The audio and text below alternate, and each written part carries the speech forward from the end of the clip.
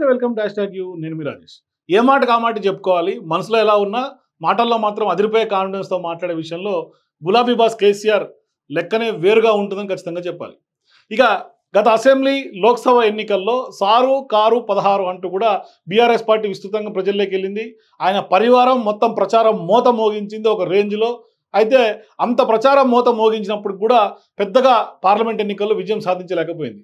నిజానికి అప్పటికే అసెంబ్లీ ఎన్నికల్లో ఘన విజయాన్ని సాధించినటువంటి మంచి ఊపులో ఉన్నటువంటి బీఆర్ఎస్ పార్టీకి తెలంగాణ ఓటర్లు షాక్ ఇవ్వటం అందరికీ తెలిసిందే. సో ఖచ్చితంగా అప్పటి నుంచి అసెంబ్లీ పార్లమెంటు పోరు డిఫరెంట్గా ఉంటుందని తెలుస్తోంది. సో కట్ చేస్తే ఈ మధ్యనే ముగిసినటువంటి అసెంబ్లీ ఎన్నికల్లో పార్టీ ఓటమి పాలై ఆ షాక్ నుంచి ఇంకా పూర్తిగా బయటకు రాలేనటువంటి వేళ కొంత వచ్చి పడుతున్నటువంటి లోక్సభ ఎన్నికల విషయంలో కేసీఆర్ నోటి నుంచి వస్తున్నటువంటి కాన్ఫిడెన్స్ మాటలు ఆసక్తికరంగా మారాయని చెప్పాల్సినటువంటి అవసరం ఉంది. ఈ సందర్భంగా గత ఎన్నికల్లో మాదిరి బడాయి మాటలకు పోకుండా 16 జోలికి వెళ్ళనని కేసీఆర్ ఆయన రిధం లేనప్పటికీ 12 స్థానాలకు పరిమితం చేసుకున్నారు ఈ వారాన్ని కూడా ఖచ్చితంగా చెప్పాలి.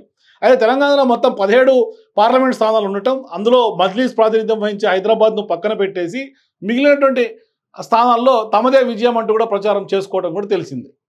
అయితే ఇవాళ అసెంబ్లీ ఎన్నికల్లో తగిలిన ఓటమి షాక్ నేపథ్యంలో గతంలో మాదిరిగా సారు కారు 16 కాకుండా 12 సీట్లే ఖాయమంటూ కేసీఆర్ ధీమాను వ్యక్తం చేస్తున్నారు. ఎందుకంత ధీమా అంటే రేవంత్ రెడ్డి సర్కార్ చేసినటువంటి తప్పిదాలే అని ఆయన చెప్పుకుంటూ వచ్చారు. తీవ్రమైనటువంటి వ్యతిరేకత ఇవాళ రేవంత్ రెడ్డి ప్రభుత్వం మీద ఉంది అనేది కేసీఆర్ వాదన. అసెంబ్లీ ఎన్నికల ఫలితాల్లో పోలిస్తే బీఆర్ఎస్ మెరుగైనటువంటి ఓట్లను, సీట్లను, ఓటు శాతాన్ని సొంతం చేసుకోబోతుందంటూ కూడా ఆయన వాదన వినిపిస్తూ ఉన్నారు.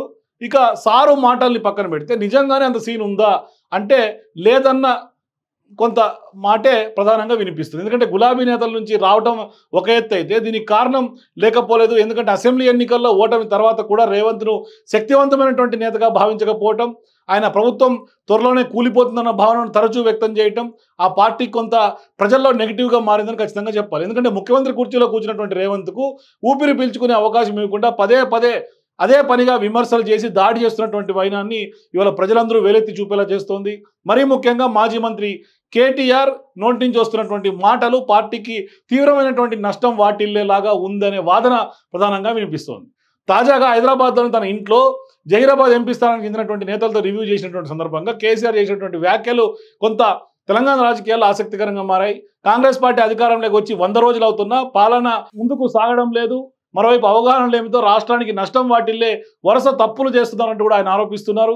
అదే సమయంలో పార్టీ నుంచి బయటికి వెళ్తున్నటువంటి వారి గురించి ఆందోళన చెందాల్సినటువంటి అవసరం లేదని కూడా కేసీఆర్ చెప్తున్నారు. తన 40 ఏళ్ల ప్రస్థానంలో ఎన్నో ఎత్తుపలాలు ఎదుర్కొన్నటువంటి ఘటనలు ఉన్నాయని చెప్తున్నటువంటి కేసీఆర్ ఒక పాయింట్ మర్చిపోతున్నారంటున్నారు కొంతమంది ప్రజలు. గతంలో ఎప్పుడూ ఆయన చేతికి అధికారం రాలేదని, అలా వచ్చిన తర్వాత పవర్ పోవటం జరగలేదని కూడా గుర్తు చేస్తున్నారు. నిజానికి 10 ఏళ్ళు అధికారంలో ఉండి ఆయన ఏమిటన్నది అందరూ చూసిన తర్వాత ఎన్నికల్లో ఓటమి తర్వాత కూడా ఆయన తీరును ప్రజలు గమనిస్తూ ఉన్నారు. వాస్తవానికి గుర్తించకుండా తనదైనటువంటి ప్రపంచంలో ఉండి తన అంచనాలని నేతల మీద రుద్దుతున్నటువంటి మాత్రాన ఆశించినటువంటి ఫలితాలు వస్తాయా అన్న అనుమానాన్ని కూడా పార్టీ నేతలు ఇవాళ వ్యక్తం చేస్తున్నటువంటి పరిస్థితి కనిపిస్తుంది. సో ఇలాంటి వేళ డజన్ స్థానాలు గెలవడం తర్వాత కానీ ముందు 3-4 స్థానాలు వస్తే గొప్పది అనేది ఇవాళ గులాబీ శ్రేణుల నుంచి వస్తున్నటువంటి నోటి మాట.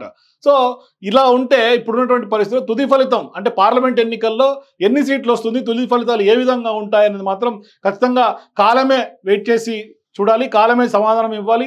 మరోవైపు ఖచ్చితంగా ఇవాళ కేసీఆర్కి పార్లమెంట్ ఎన్నికలు ఒక కాల పరీక్షలాగా కనిపిస్తుంది. ఎందుకంటే కారు సారు 16 పక్కన పెడితే ఖచ్చితంగా 3-4 సీట్లైనా గెలవాలి అనేది ఇవాళ బీఆర్ఎస్ క్యాడర్ అంటున్నటువంటి మాట. మొత్తం మీద ఎన్ని సీట్లు లభిస్తుంది అనేది మాత్రం స్పష్టంగా ప్రజలు డిసైడ్ చేయాల్సినటువంటి అవసరం ఉంది. మరి నిజంగానే కేసీఆర్ చెప్పినట్టుగా రేవంత్ రెడ్డికి కేవలం 3 నెలల్లోనే అంత వ్యతిరేకత వచ్చిందా రాలేదా? మీ అభిప్రాయాలు కామెంట్స్ తెలియజేయండి. For more videos please watch #.